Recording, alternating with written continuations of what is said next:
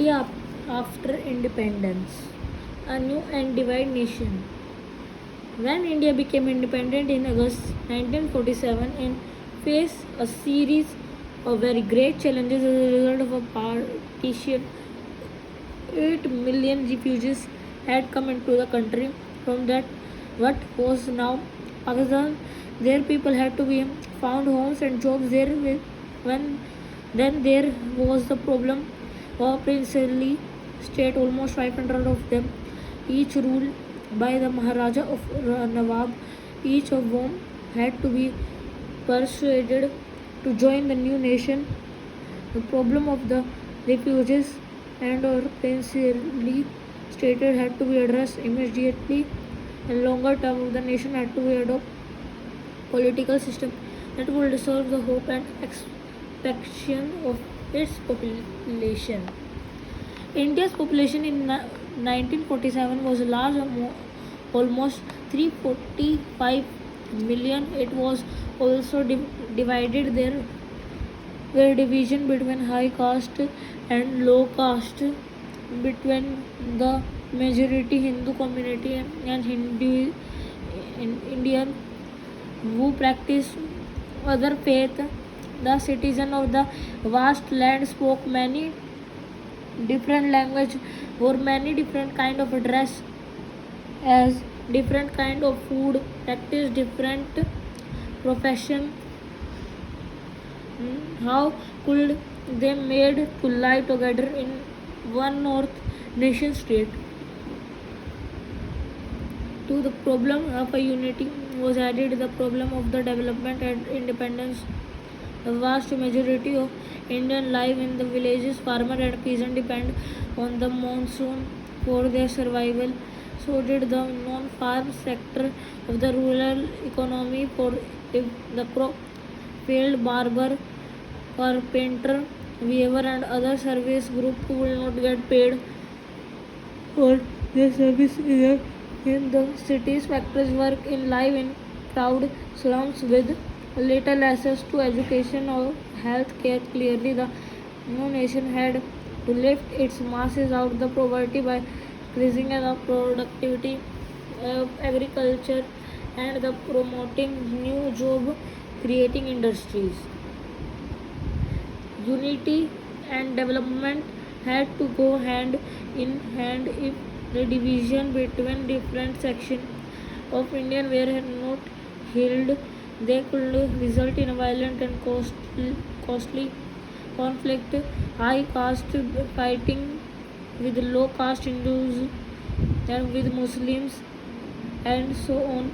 At the same time, if the fruit of economic development did not reach broad masses of the population, it could create a fresh division.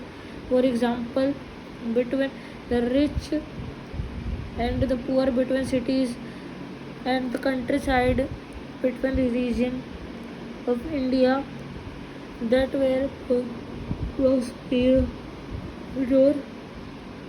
and region that lagged behind.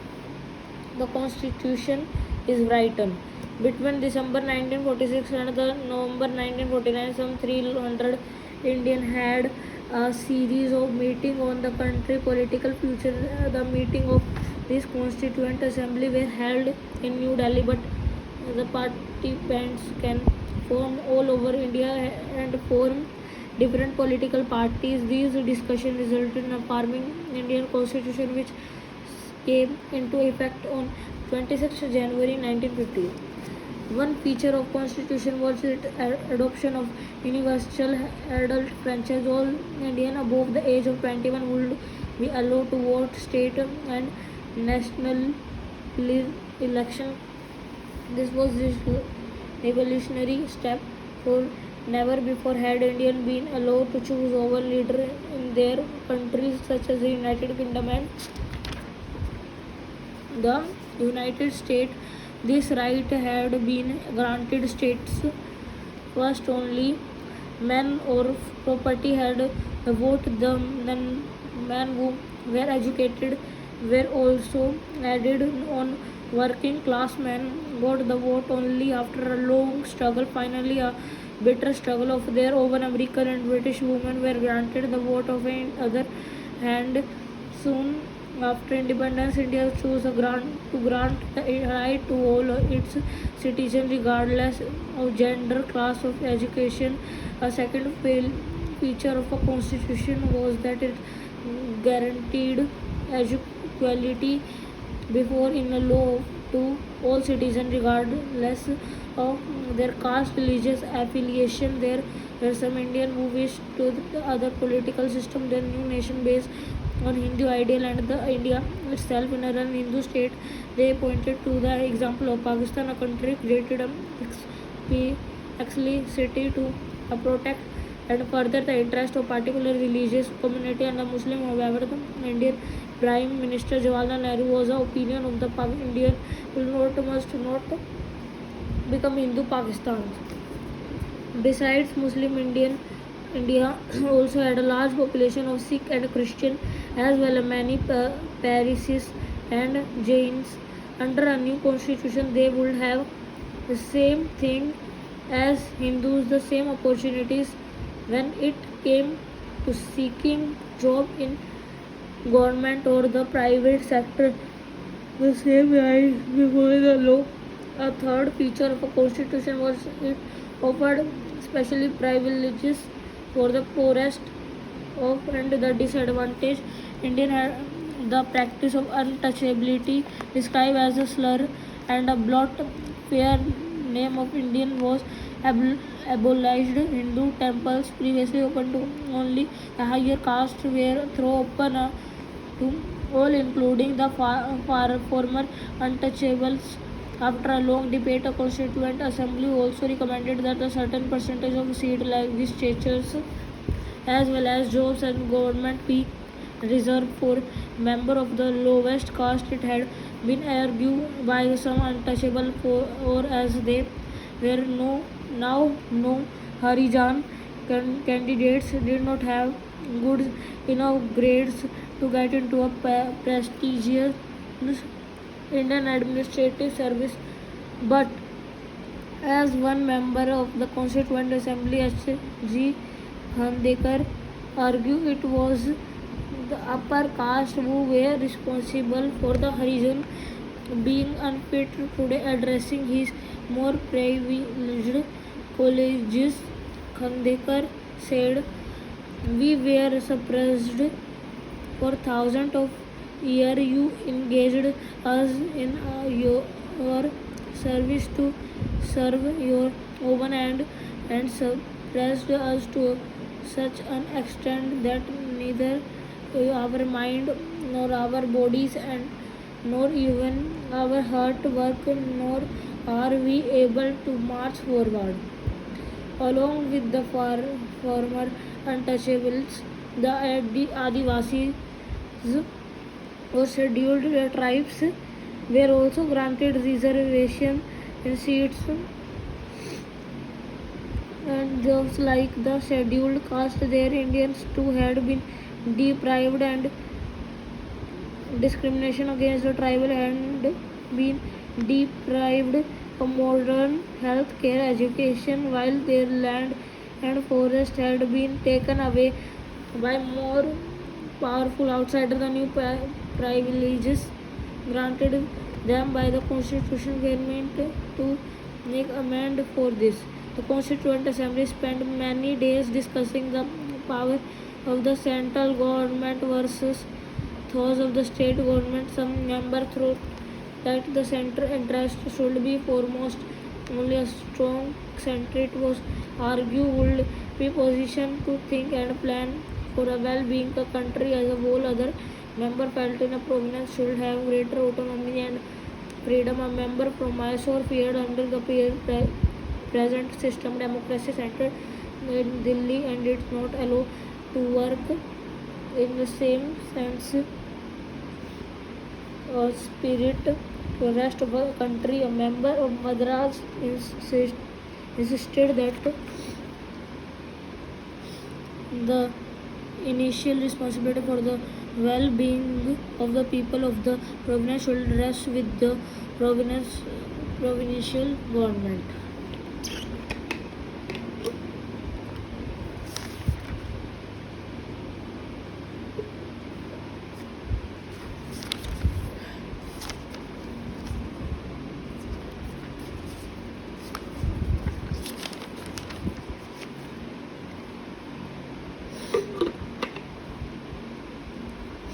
The Constitution sought to balance this competing claim by providing three lists of subjects at union list subjects such as taxes, defense, foreign affairs, which would be exclusive responsibility of a center. A state list subjects such as education and health, which would be taken care of principally by the state. Current curated list under which would come subject such as forest, agriculture, which center and the state would have joint responsibility.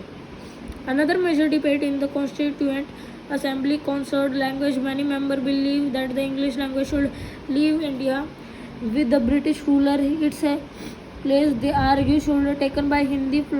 However, those who did not speak Hindi were of a different opinion. Speaking in the assembly, T.T. Krishnamachari conveyed a warning to behalf of people south to some of whom threatened to separate from India if Hindi was imposed on them. A compromise was finally arrived at, namely that while Hindi would be the official language of India, English would be used to court the services and the communication between one state and another.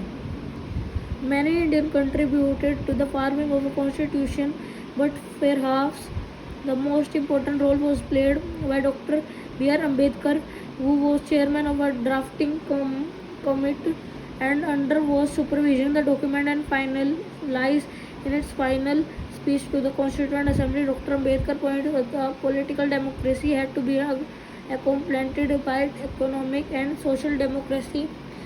Giving the right would not automatically lead to a removal of other inequalities such as the between rich and poor, between upper and lower caste. And with the new constitution, he said, India was going to enter into a life and contractions in politics. We will have quality and social and economic life. We will have equality in politics. We will have recognizing the principle of the man who one vote and one value in our social and economic life. We shall a reason of our social and economic structure continue adhering the principle of the man one value. How were state to be formed? Back in 1920s, the Indian National Congress, the main party of a freedom struggle, and a promise that once of a country independence in each major linguistic group would have its own provenance. However, after independence, the Congress did not take any step to honor this promise, for India had been divided on the basis of religion. Despite the wishes and effort of Mahatma Gandhi, freedom had not come to one nation but to two. As a result of a partition of the government, more than 1 million people had been killed in riots between Hindus and Muslims. Could the country afford further division of the basis of language? Both Prime Minister Nehru and Deputy Prime Minister Vallabhbhai Patel were against the creation of a linguistic state. After a partition, Nehru said this corruption tendencies had come to the fore. To check them, to a nation had be strong, united, or as a Patel put it, the first and last need in India present moment is that is there should be nation everything which help growth of nationalism has forward everything through the obstacles rejected were applied to linguistic provenance also test opinion cannot support it. That the Congress leader would not now go back on their promise created great disappointment. The Kannada speaker, Malayalam speaker and Marathi speaker had all looked forward to having their own state. The strongest protest, however, came to a Telugu speaking district of the way. So that was the Madras presidency, where Nehru was campaigning there during the general election in 1952. He was made a black flag in a slogan demanding "We want Andhra" in October of that year. Veteran Gandhian named Poti Sri Mamulu went to a hunger strike demanding the formation of Andhra Pradesh to protect the interests of Telugu speaker as well fast when on it attack must support Hartals and Banhas were observed in many towns. On 15 December 1950 to 58 day into the fast Poti Siri Mullu died as a newspaper put it. The news of passing away Sri Mullu engulfed entire Andhra in chaos. The protests were widespread and intense that the central government was forced to give in a demand. Thus, on 1 October in 1953, a new state Andhra came into being and subsequently became Andhra Pradesh. After the creation of Andhra, linguistic communities also demanded their own separate state. A state reorganization commission was set up in which submitted its report in 1956 recommending in redrawing of district and provincial boundaries to form compact provinces of Assamese, Bengali, Oriya, Tamil, Malayalam, Kannada and Telugu speaker respectively. The large Hindi speaking region of North India was also broken up. The several states and a little later in 1960 the bilingual state of Bombay was divided in a separate state in Marathi and Gujarati speaker. In 1966 the state of Punjab was divided into Punjab, Haryana, former Punjabi speaker who were also mostly Sikh. The later of the rest spoke Punjabi version, Haryanvi or Hindi.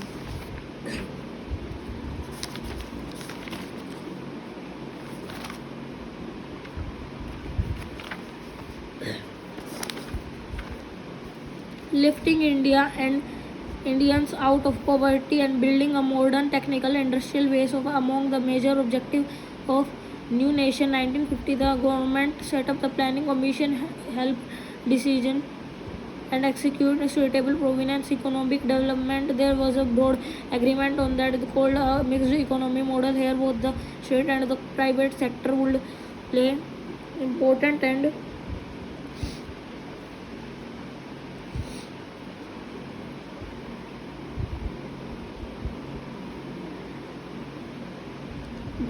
complementary roles, increasing production of generating jobs, but specifically their roles would be which industries should be initiated by the state and which by the market. How achieve a balance between different region and states was a defined planning commission. In 1956 the second 5-year plan formulated. This focused strongly on development heavy industries such as steel, on building large dams. Their sector would under the control of a state focus on a heavy industry and the effort were regulation of the economy was to guide economic policy of the next few decades. This approach had many strong supporters but also some vocal critics. Some felt that it was inadequate emphasis on agriculture. Others argue that it had neglected primary education. Still, others believe that it had not taken account of the environmental implication of economic policies. In Mahatma Gandhi flower Mira Ben wrote in 1949 science machinery and may get huge return for the time but ultimately will come desolation. We have got to study nature, balance, develop and lives with our law if we are survive the physically healthy and morally decent species.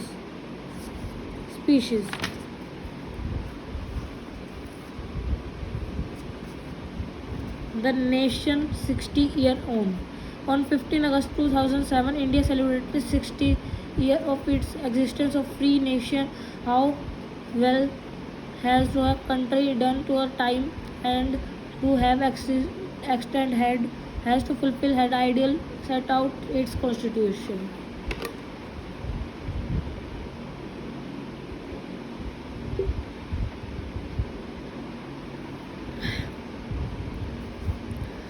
That India is still united and that it is still democratic are achievement that we might justly be proud of. Many foreign observed had felt Indian could be not survive as a single country, that is would break up into many parts which with each region of linguistic group seeking to form a nation of its own. Other believe that it would came under military rule. However, as many as 30 general elections have been held since independence, as well as hundred of state and local election. There is a free press as well as an independent judiciary. Finally, the fact that people in different language practice different faiths has not come in the way national unity.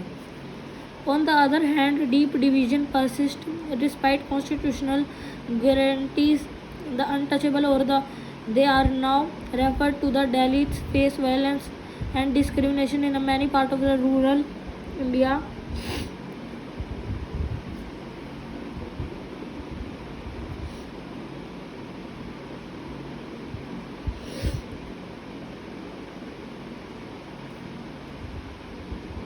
Rural and they are not allowed to access the water source, temples, parks, and other public places. And despite the secular ideal